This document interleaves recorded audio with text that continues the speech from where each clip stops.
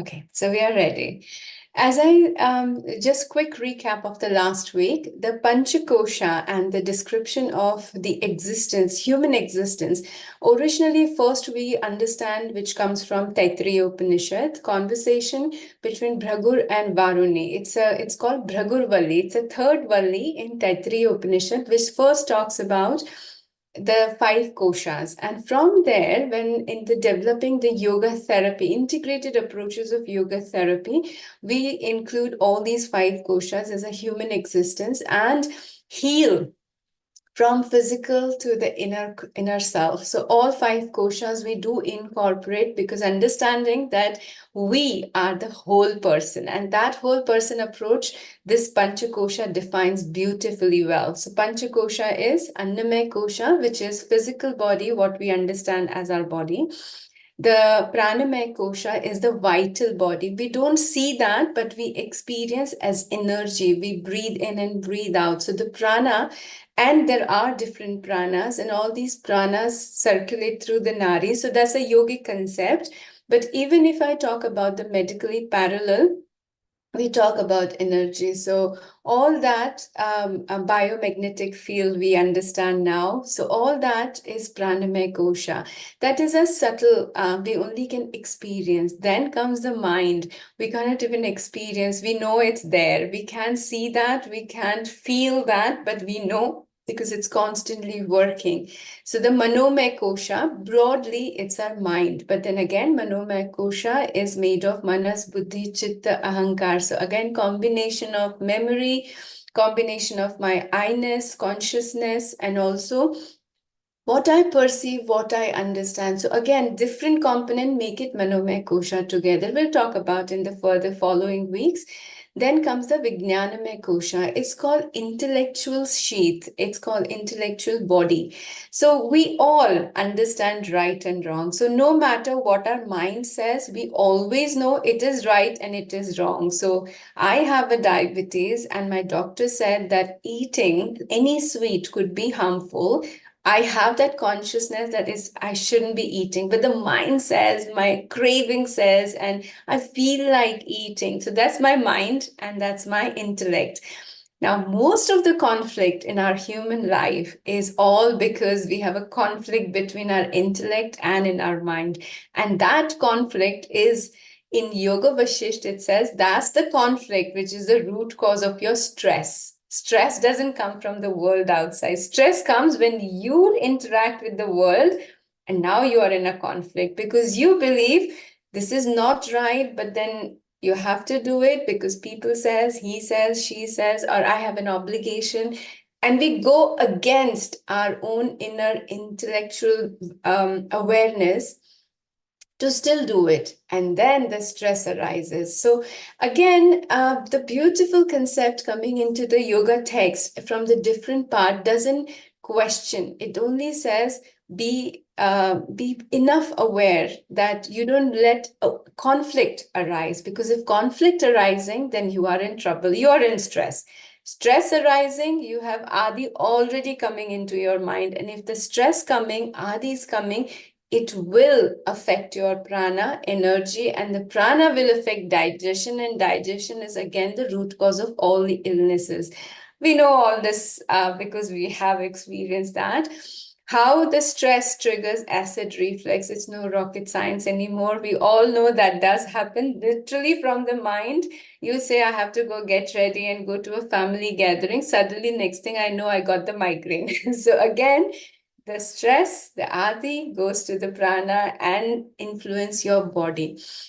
And that adi, that stress, literally the main reason of its arising is the conflict. Something you're going against your will for whatever reason, and you are in conflict now between your mind and between your intellect. So one says yes.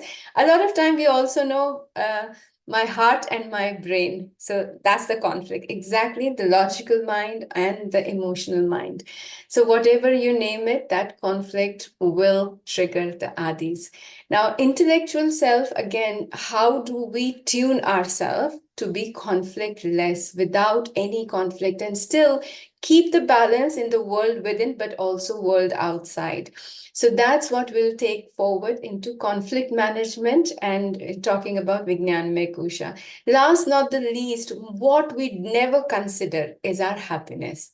So if I ask each one of you, what makes our children happy? We know the whole checklist. If I ask you what your parents are happy about, we know the whole checklist. Even sometimes, even know our friends' checklist as well.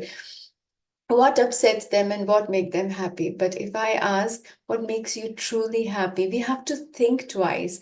Forget happiness. Even if I say, what's your favorite food? We have to think little harder, because we don't think about our happiness any different. We always are thinking about others' happiness in our roles, our responsibilities, identities. Now, yoga to all our shastras are one of the amazing texts. Again, I love that because they, from the beginning, they teach you not to be selfish, but self-care is an important part, because if you are not connecting with yourself, you're not happy within, you will not be able to perform any duties or responsibility in the world outside.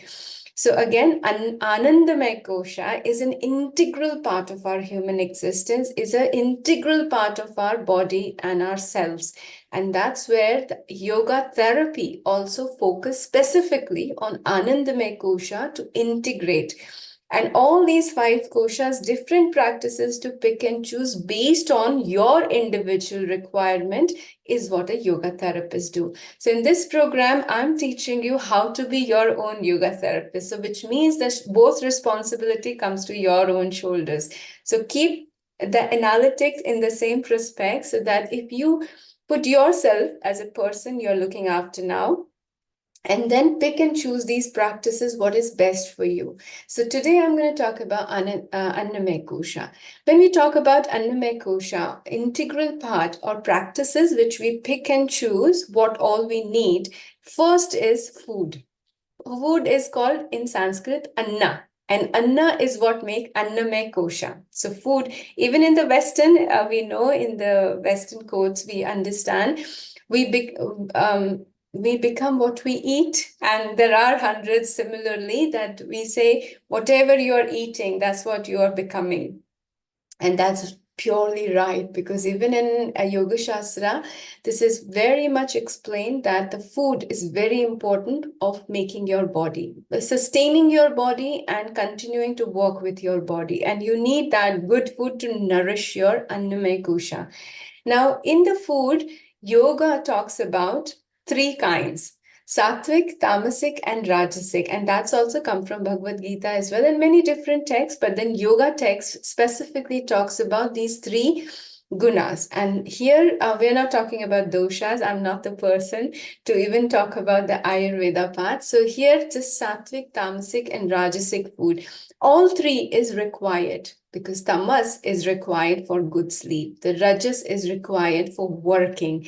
Sattva is required for balancing. So again, all three is required in an equal proportion to balance. So imagine we are so focused on our food should be sattvic, but then if you're so sattvic, where the tamas will come from? How will you sleep? Because tamas is what it needs for you to sleep. Again, the rajas is very important to energize, to work. So if that's not in a right proportion, fatigue is very common. So sattva is not all you need. You need all in equal proportion, in a balanced proportion. But again, sattva is more dominating character to build. So again, body and nourishment, we focus on making a balanced diet. This is where even this part on the yoga, the food is balanced food, not just sattvic food. But again, how do you eat? So last time we did discuss off the session. After the session, it was a discussion. I will just recap again for the one who have missed that in the recording. We did talk about how to eat. Important part here, again in the yoga, is how to eat. Don't eat without activating your brain-gut axis, which means without your mind connecting with your body. Anytime, whatever food you're eating, in best our understanding, the balanced food, so keeping it cooked food and freshly cooked. These are the two important to have the good diet. Now, a lot of time now we are hearing from our Ayurveda doctors and other physicians as well. The salads are not really that good, especially in the UK weather as we thought it is. Cooked food, because energy is taken a lot to digest that. It's uncooked, it's raw. So again, and mixing it with the cooked food is again a question. So just making sure that we are eating freshly cooked and cooked meal. Also, a good proportion of not very spicy, not very oily, but you still need spices, you still need oil. So not refraining from all of that, but keeping it in a good proportion which your body can tolerate and just enough required for it to sustain. Tamasic food again, which comes from garlic, which is a good antibiotic, which is good antioxidant. So again, these foods are good enough, tamasic food, which is good enough for your body to sustain and carry on the tamas part as well. So I won't talk too much about what food because we all know that. We hear so much from the other experts too. How to eat. How to eat is an important part, activating brain gut axis. And that comes again as a part of yoga practice. So making sure there are two things I can tell you as a quick recap. Surya Nari to activate. When you're eating, making sure I'll take questions a little bit later so that I don't interrupt myself and confuse everybody. Surya Nari to activate. So if you are eating, making sure the breakfast, lunch is much heavier and dinner is very light. That's again one of the common general thing to remember. But again, especially in the mornings and in the afternoons, making sure when you're eating, your right nostril is dominating. Do we try that? Just to see how you all understand which nostril is activated. Yeah, so I would like you to just put your finger here and exhale. So keep little here or here just to check which is more clearer, which is more dominating. From which nostril the more air is coming. One would be more than other. And there's nothing right and wrong, it's just to understand.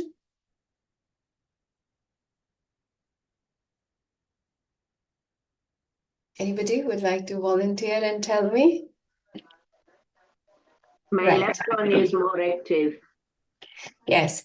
So I understand some of us are here from joining us from South Africa as well, and that's already afternoon, coming to noon. Yeah. So if it's afternoon, so it's very much rightly the right nostril is activated, which is fine as well. We are still in the morning, so left is activated. That's still normal. So it depends on the sun circadian rhythm. It depends on our lifestyle. So I am an early riser. I get up at 4. So by 10 o'clock, I'm already up and active, and my Surya is very active. So that's normal for me because my biological clock started at 4 in the morning. So again, depending on our lifestyle, our biological clock, and also the environment where we are, the sun rotation, the daytime, it all depends on that. But making sure that Surya is activated, which means right nostril is more dominating before you're eating. That means that is connected with our digestive fire, that one thing. And also that also triggers, we believe, and now again, there is no scientific evidence to clearly connect that, but we have seen that a lot in the practice that you also feel hungry with that.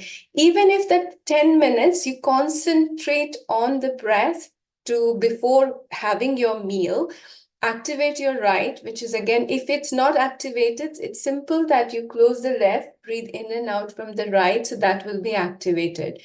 So that if you do that and you're consciously thinking about preparing yourself to meal, your brain is already connected with the gut. So brain got the instruction, you're getting ready for meal, and that's where it starts the digestion process already. And this is the right time when you eat. There is another way where Ayurveda also talks about, and we all say that, don't eat until you're hungry. A lot of time we are eating looking at clock. Oh, it's 12 o'clock, lunchtime. It's 10 o'clock, it's breakfast.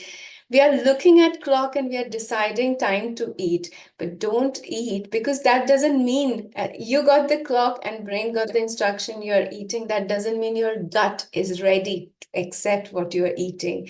It doesn't mean that it's ready to process the food you're eating. So important is you get hungry. So sometimes, just to reinstate the metabolism and the appetite, we also say, I know a lot of you might be on medication where it's required to have on a regular meal, but this is a gentle practice, won't harm, and I'm not asking you to stop your routine, but at the same time, activating the hunger center. Again, this hunger center is not in the tummy, it's not in our gut, it is in the brain. So when you do this practice, or last time we talked about Bhojan Mantra also, if you even chant that, that will, and you think 2 minutes, you just stay in the silence and you will see you will have appetite. You will start to get hungry. This is an experiment to do this week. So if you forget about that, please write it down. You will have recording, but still write it down or remember it, that either activating and remembering right nostril is active, you eat that time, and also make sure your appetite is ready. You feel hungry. You actually feel hungry. And if you don't feel hungry, just wait to do 10 minutes, either Bhojan Mantra, sit quiet after the Bhojan Mantra, and just focus on your breath and make sure, even focusing on breath, you're focusing on the right side, so that activates even mentally. You will start to feel hungry in 10 minutes. There is another way we did. I'm not sure if you all have attended, but I can share that recording in our group. I did one mindful eating one. So there was a time, there is a practice, actually, it's also called raisin meditation. I think in mindfulness, it's called raisin meditation. Taking a raisin in the hand, if you don't like it, you can take something else which has a strong smell. It could be a chocolate as well. But then raisin is harmless. So again, taking raisin in the hand, feeling the text, keep it in hand, touch it for a while, closing your eyes, feel the texture, feel the smell, and then bring it close to you. Then you smell. 5 senses to use to activate the hunger center. And then the third thing, the saliva already starts to come in the mouth. And then you keep that in the mouth until your mouth is completely watery. Don't chew it until it's completely watery. And then you start to chew, and then you swallow, and you feel that is going down. Now, this is one practice as a mindfulness we did, but this is the same practice in the first bite you do that. When you're eating, do that. Just take the first bite in the hand. Usually, in the olden days, we used to offer it to the god, or with the name of the god, we used to keep it aside. But now, even if you do that, just keep the first bite. Feel the texture only, whatever you are having it, and do the first bite. At least do it with the hand. Not with the spoon, because then you don't know the texture, you don't know the feel of it. Even if it's a small bite, just holding it in hand and just have the feel of it, and then keeping next to your nostril just to feel the smell of it, and you'll see the water coming. Then you put it in the mouth. Don't chew it, don't swallow it, just keep it there on the tongue until the saliva starts to come. Once that happens, then you chew it, and then slowly chew it. In the very first bite, only do this experiment, and then start to follow very slowly, one by one. Even if it's a small bite, take all the smallest pieces to swallow it. And then by the time you're ready, your gut is ready, your brain is ready, your system is ready. Whatever you're now eating is ready to completely digest and assimilate. Now, this 10 minutes which you spent with your food is very important. Now, I understand a lot of us are working in the office everywhere, but we get 1 hour of lunch break. Even if you spend 15 minutes of the lunch break, nobody noticing what you do. And it doesn't have to be a quiet room all by yourself. This is literally switching your mind towards the food, and which you can do literally sitting with everyone. We all know that praying before the meal is very common practice across a religion, and we respect every religion. So again, that's not a question. that you hold your hand, you pray, and you do the mantra in your mind. So there is nothing which is uncomfortable doing this practice, regardless of surrounding and the people what you may have. So please try doing that and see how you enjoy your food. You will feel less bloating. You'll feel less heaviness after the meal.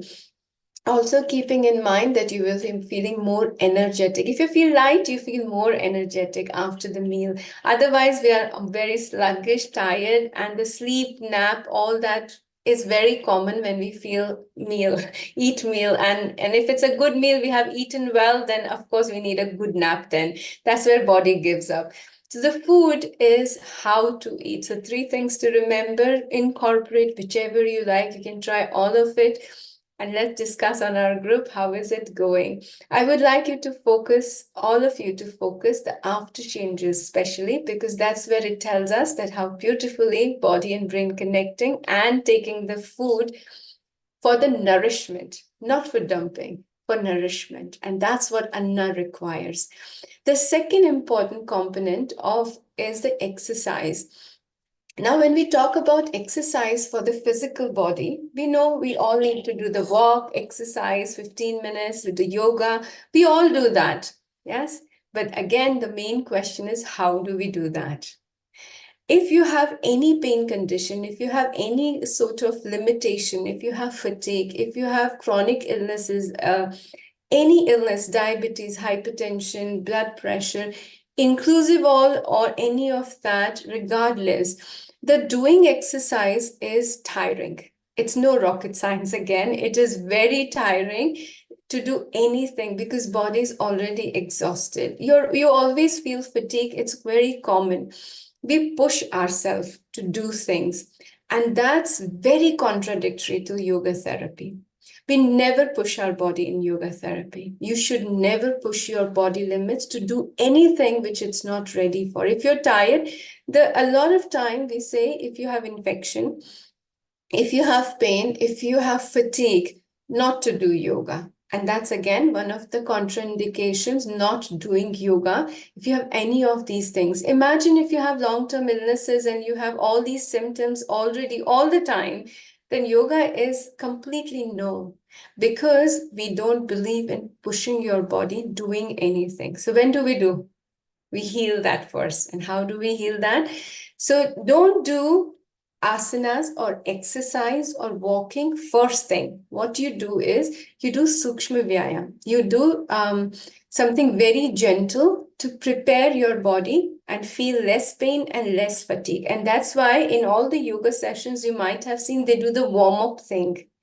Even that warm-up thing make it very interesting or comfortable for you. So you do it which one you like.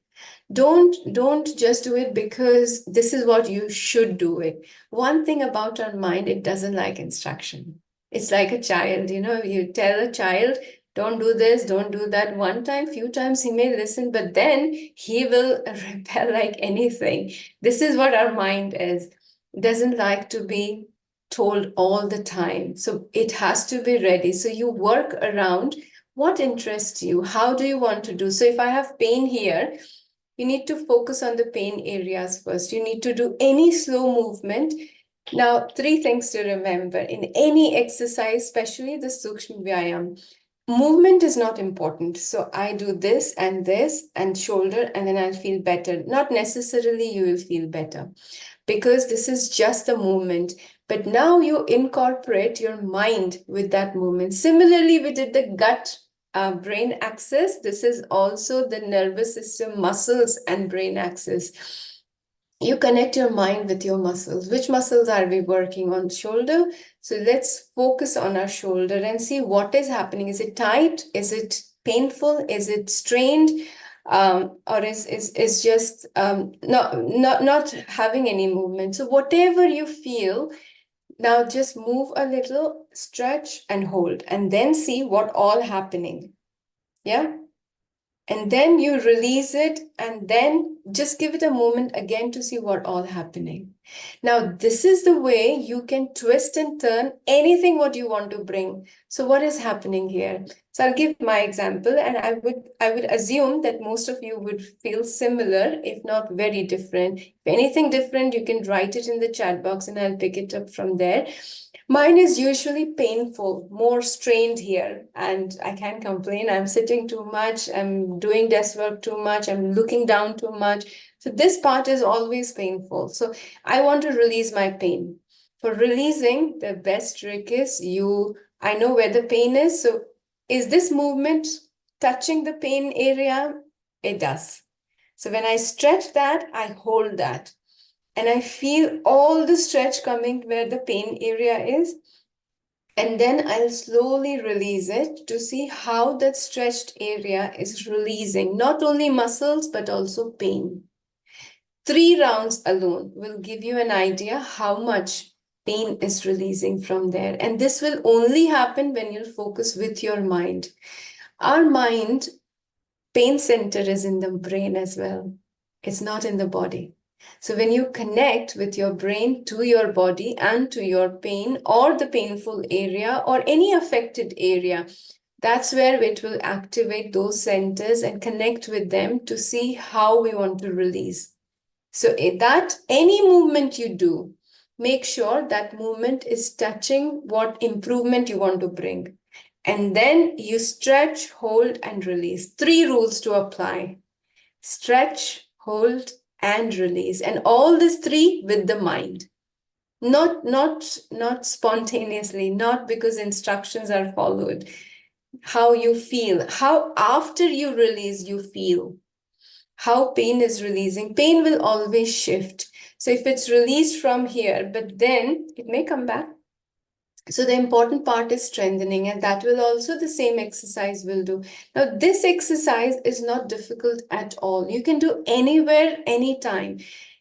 Pick and choose exercises which you can do anywhere, anytime, and it helps you release any improvement you want to bring on, but especially it will release the pain and discomfort whenever you want.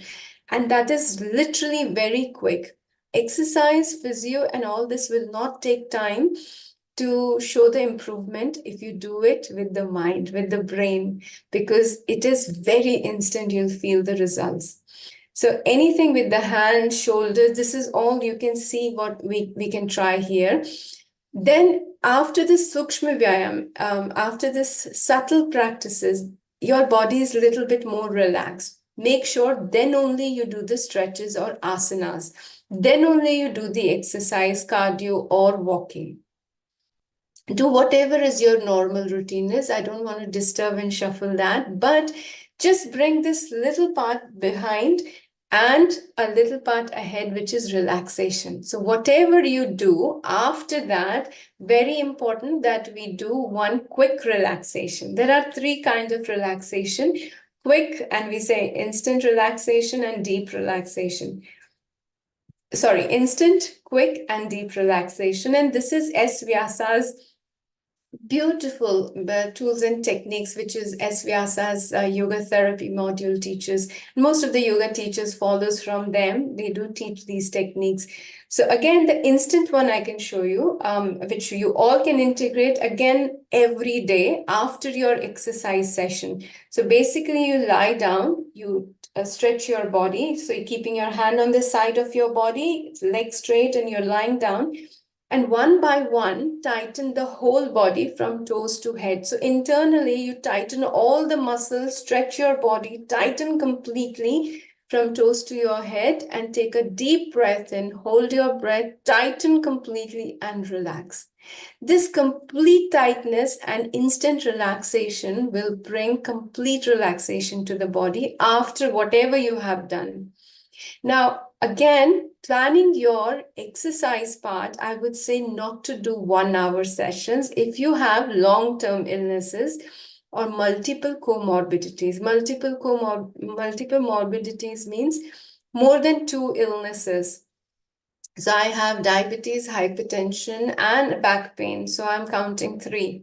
So again, whatever conditions you may have, but if you have more than 2, then it's multiple, and not to do 1 hour session because it's tiring for the body. Break it down in 15-20 minute slots of one time, and then you can do 15-20 minutes if you want in the evening.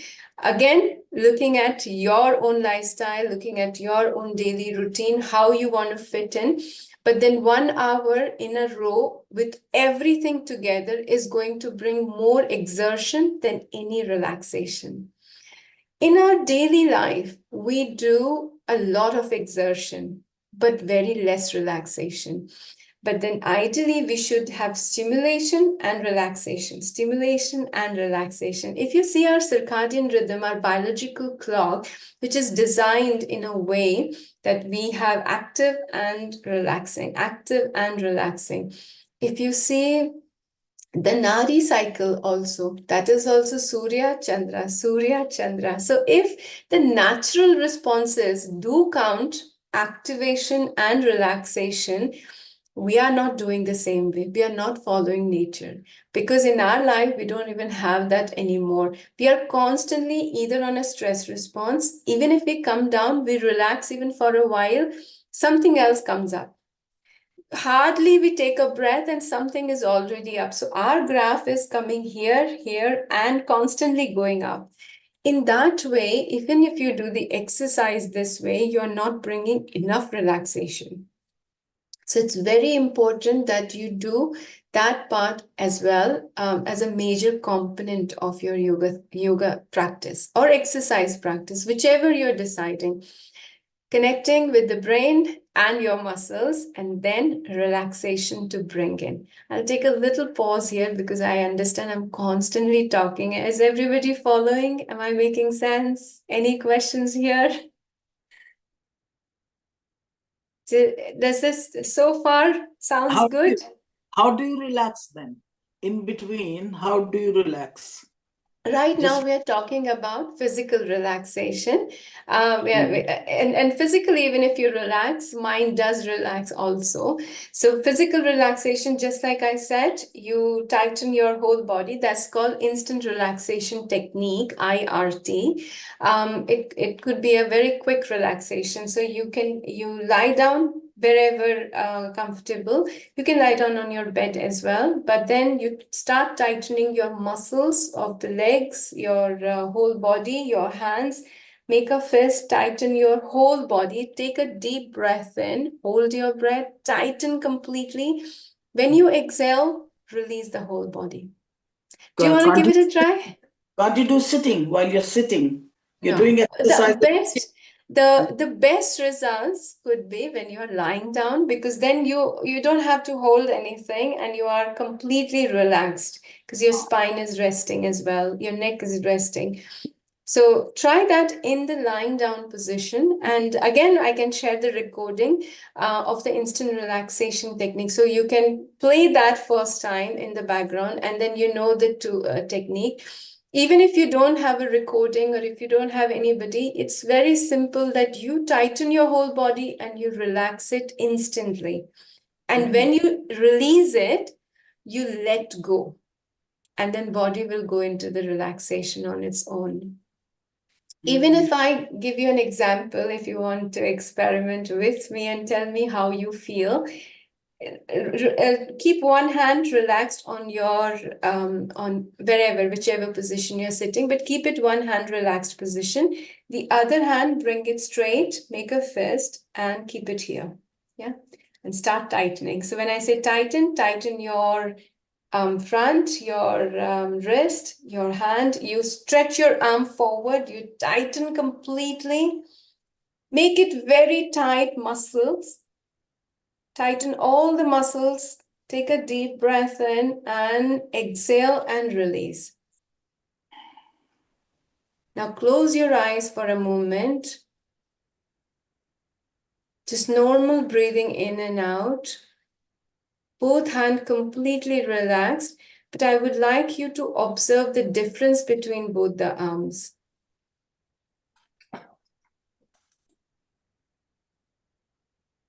Slowly open your eyes when you're ready. Is there a difference between both the arms? The other arm feels much more stiff. The other one's relaxed completely. Yes. One feel more loosened. Yes, and lighter. Lighter. The other feel heavier. See, Mm. that's instant relaxation. Imagine you're doing it for the whole body. It feels so light. That's our relaxation. And that's every day to incorporate after your whole physical exercise routine, because it is important to bring balance, bring the relaxation after whatever you have done. It is also important, you can also try that before going to bed. If you feel a lot of pain and fatigue, you can even do that before your bedtime, making sure your body is relaxed before it going to sleep. Any questions here? Yeah, how to do your shoulders if you got a shoulder very tight and up here? Okay, so there is one thing about the shoulder pain or shoulder tightness. The exercise is the first thing. Now, this technique will bring wherever, basically this tightening technique I told for the whole body. So this alone will not help the shoulder. So if we are talking about shoulder, neck, or back, or specific areas of the body, you do any movement on that part of the body. So there are exercises which our physiotherapy already has said, but there are exercises, let's say in the yoga. So the stretch movements, shoulder movements. So back and front, and then you have, rotations. You take only 3 movements. One time, only 3 movements, not more than that. So you can do up and down, just simply up and down. But again, remember, I said, just don't do it movement. So you connect your mind with the shoulders and see how when you take it up slowly, what all happening. When you're bringing down slowly, what all happening. When you're bringing down, completely leave it for there. See what happens when you leave it there. And then you start the next round. So up and down, the same principle, back, stretching back and releasing in the middle, stretching back and releasing here, and then you can do the rotation. Now again, rotation has the same rule. You got to feel every movement, what all it brings. Does it touch the pain area or the tightened area? If it does, so when you are stretching it, how does that make it feel? And wherever it starts to feel more, hold it there just for a second. And then you bring it down. My painful area is this. And then I hold it for a second here. And then I bring it down. Yeah. And then when you bring it down, you relax completely, lose it, and then see what all happened. Did it bring any difference? So that's how you know that it is making a difference. Yoga therapy will instantly show you that it is working for you or not, if it's the right one for you or not. What about the lower back? What would you do if the lower back is stiff and pain? Okay, so posture is the first thing. And then again, the same, there are exercises already. Just do these 2 principles which I'm talking about, connecting your brain, stretch, hold, release with that part. So only that 2 things. So when you have the lower back pain or middle back pain, exercises are going to be the same. So you're lying down and then you do the twist. We know exercise, most of us, we know what to do because our physio also has taught us. So the physiotherapy is an exercise as well. If you bring your mind into it, becomes yoga therapy. You'll be surprised to see many asanas when we modify for yoga therapy, they are very similar to the physiotherapy exercises. I'm not saying the same, but very similar in terms of position and postures. They are not very different in terms of addressing the body needs. But what difference here is that we are focusing and we are consciously releasing a lot of things here. So including the pain and the stress, because we are connecting our mind and we are reviving through our mind.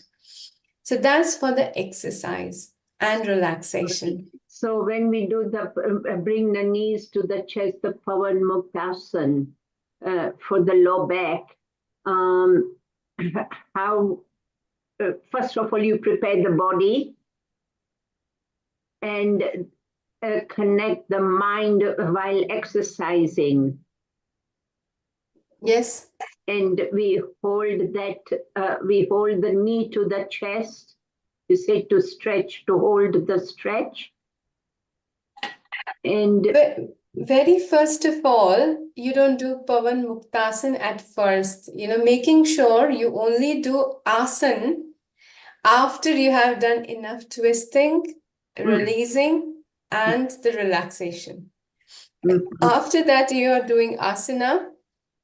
Asana has one rule. It has to be hold it. You can't just bring it and release it. That's exercise. That is the part of Sukshma Vyayam. So if you have brought it back, tighten it, releasing it, that is Sukshma Vyayam. We modify that. But if you're doing Pavan Muktasan, my best understanding, you're holding that position. So again, every yoga class teaches different way, but then asana is one when you're holding your position. And if you're holding your position, that only is required by supervised. If your instructor therapist has said you need to hold the position. With back pain, with any condition, again, I don't know about other medical conditions, but is it really essential you do this asana? It's not really. Pavan Muktasan is really not for the back pain. Pavan Muktasan is for the gastric, more for the bloating, more for the digestion, and more for strengthening the core muscles. But at the same time, it doesn't clarify that why would you do Pavan Muktasan for back pain alone. well, what they say is that it stretches the back. Every asana stretches the back. Mm-hmm. Every single asana stretches the back. So if I tell you, just because I can't show you in the lying position, if I'm in a standing position and I do this one, even that stretches my back. But that doesn't mean why do I need to do this one for back? So again, picking and choosing the exercise is very important, that where do you feel it's required? So if you're doing Pavan Muktasan, for example, as I said, you stretch, you see, does it touch your pain area or the tightened area? If it does, you hold there and see, does it release it? This is shoulder, but you do it with your back next time. And see whether when you do Pavan Muktasan, does it touch that lower back area actually where you're feeling all this? If not, this is not for you. I do feel it's touching where the stiffness and pain is. And So I then- only do it after moving my legs, after doing a few movements. Yes. Only after that I do the knee to chest. Yes. So when you bring knee to the chest, you hold it there, and then you hold it there to see what all happening to the pain area. Then you bring it down and you release it and see how the both side feels. And then you do the other side. I would say just see that. And if it still doesn't release the pain area, we need more than that. We need to bring more combination before you do asanas. So every exercise which you pick and choose, important is that this is for you, and that only you can tell. Generally, if you ask me what is good for, everything is good for pain. Everything is good for back. But then I'm talking about your back, then I need to understand where your pain is, where your stiffness and tightness is, what all conditions you may have. So pick and choose those combinations which touch those areas, which release those areas, and which make you feel that, yes, after doing that, something released, the tightness has gone or come down. That's the practice for you. Can I ask one thing? Dr. Neha, normally when I do yoga on Zoom with other classes, they said if you got a back pain, don't bend forward. And if you got hernia or something, then you don't go backwards. Yes. But with me, I can touch my toes easily and I can stay there for a minute or two. It doesn't bother my back. But I have got back problem otherwise. Yes, I had a surgery on my back and all that, but that doesn't bother me. I can sit on my bed. I can't sit on the floor, and I can do toe touching, wide legs open and touch one side, then touch another side. That's easy. Body is flexible. Yeah, body The is one flexible. thing is your body is flexible. So Yes, that is yes, but not hurting it. no, I got a huge tummy, but I'm full. I can touch my toes easily. Not flat hands on the floor, but with my fingers, all my fingers can go on the floor. When I touch, I can stand. I can do like this easily, and all my back of my legs are stretching. Then I can feel.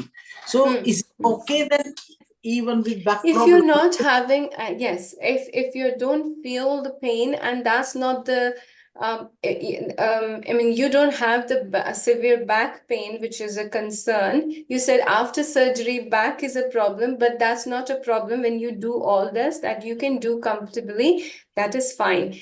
We generally, when we give this instruction in a group sessions, in group classes, we are talking about, we don't know what all people are joining. So we say precautionary measures, we say, just as a reading disclaimers, we say, do this, don't do that. But specifically, you only know whether it's good for you and you can do it or not. If it's not hurting, if you don't have any pain, if it's after coming back, you don't feel discomfort, you can do that.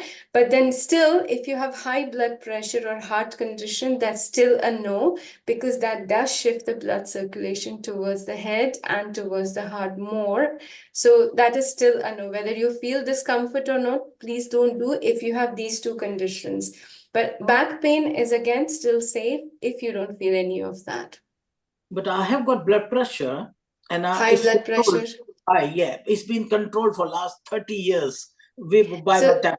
important is also that if you're going forward in any way, don't hold too long and make sure you do the backward bending after that. Otherwise, the blood circulation will not come back to the balancing. So Oh, there are two positions. If you're doing, the rule is simple. If you do side bend on one side, you have to do the other side. If you do forward bend, you have to do backward bend. Normally for everybody. Especially if you have conditions where, you have done forward bend, you must do backward if you have, blood pressure issues. So just to make sure that we are balanced. it's balancing. Okay. With a hiatal hernia, can you do backward bends? Is it okay with hiatal hernia? No, ideally we say no, but again, depending on how long, how chronic, what all symptoms, and how does it make you feel. But ideally, no. Oh, okay. Yeah. So before we go into more question answer, I'll quickly wrap up another one important part of our Annamaya Kosha. So we talked about food, we talked about exercise, asanas a little bit, how to do it. Again, what to do it. If you're all, I am assuming that all of you have a routine of asanas and exercise. So I'm not touching more on changing that plan, but just bringing the more perspective of balancing into your current plans, relaxation, and the most important, at times, we do shat karma, cleansing exercises. Now, cleansing exercises, practices, sorry, are very important into the Annamaya Kosha. Usually, before starting anything, we do the cleansing. So if you know, Ayurveda has Panchakarma, Yoga has Shatkarma. So 6 practices of cleansing.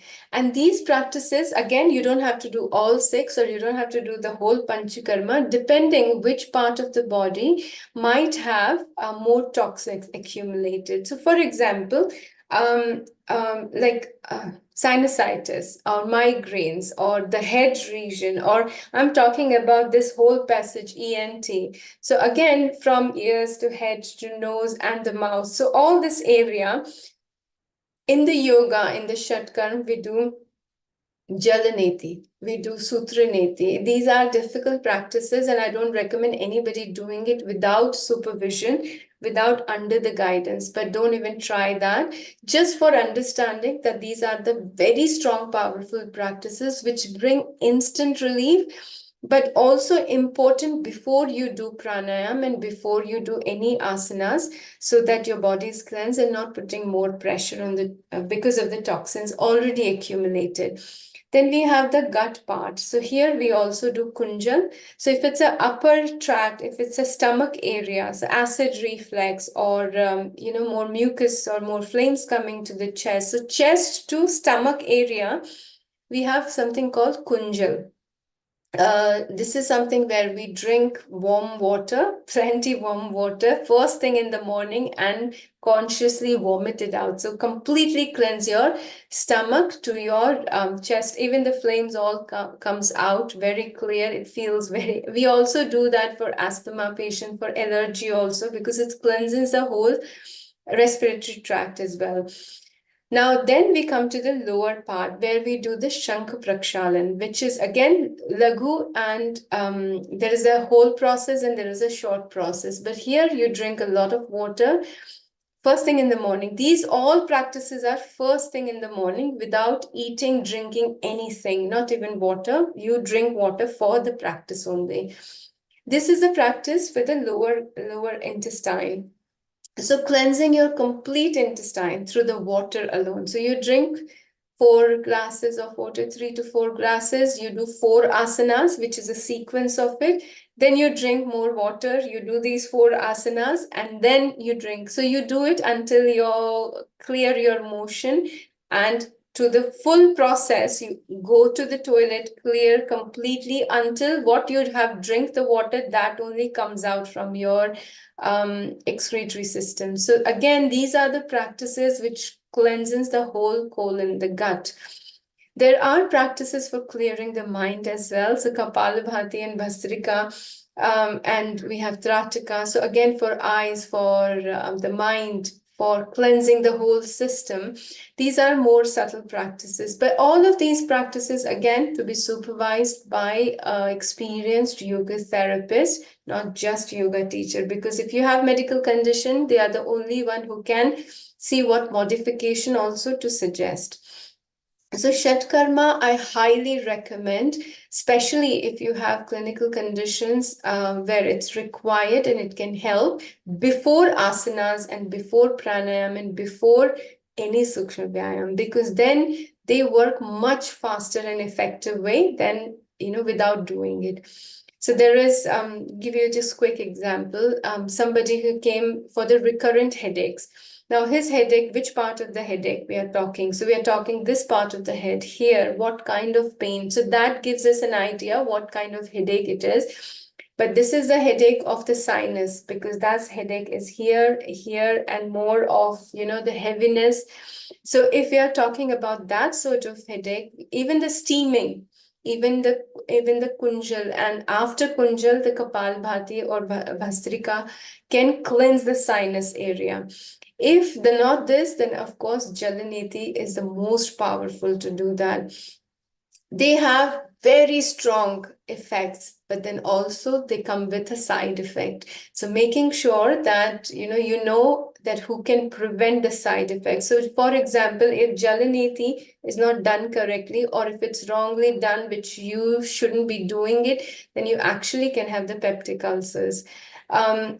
If you have hernia, it can disturb that. If you don't have sinus and Jalaneti is not done properly, you actually will develop sinusitis.